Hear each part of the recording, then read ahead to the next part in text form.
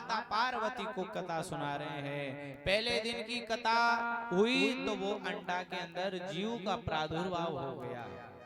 दूसरे दिन की कथा हुई तो वो अंडे के अंदर जो जीव था वो गदगद हो गया है।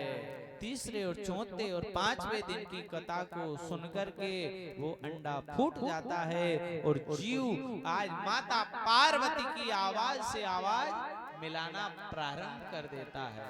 आवाज से आवाज मिलाना प्रारंभ कर दिया है।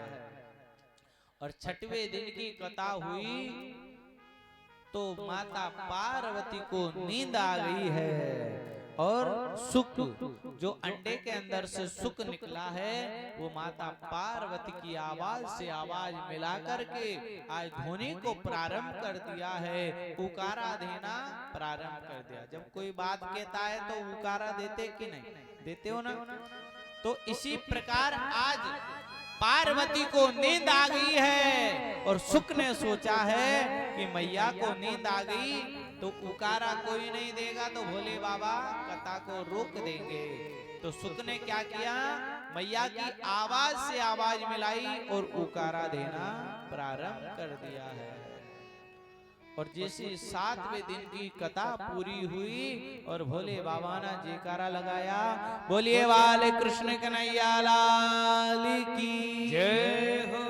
जैसे पार्वती की नींद खुल गई और पार्वती कहने लगी, प्रभु जो उद्धव चरित्र और कृष्ण लीला की कथा आप सुना रहे थे वो सुनाइए ना। भोले बाबा ने कहा, देवी आपने कथा नहीं सुनी तो फिर कथा किसने सुनी? कौन उकारा दे रहा है? तो उकारा कौन दे रहा? सुक। सुक कहाँ बैठा है? व्यास गद्दी के पीछे। कहाँ बैठा था? व्यास मंच के पीछे बैठ करके उकारा की ध्वनि दे रहा है। भोले बाबा को आया क्रोध और उठाया त्रिशूल और क्या कहा सुक से, अरे सुक तूने मेरी ब्रह्म विद्या की चोरी की है। किसकी चोरी की? ब्रह्म विद्या की। क्योंकि जो पीछे बैठ करके कथा सुनता है वो ब्रह्म विद्या की चोरी होती है। भागवत कथा को तो सामने बैठ करके सुनना चाहिए।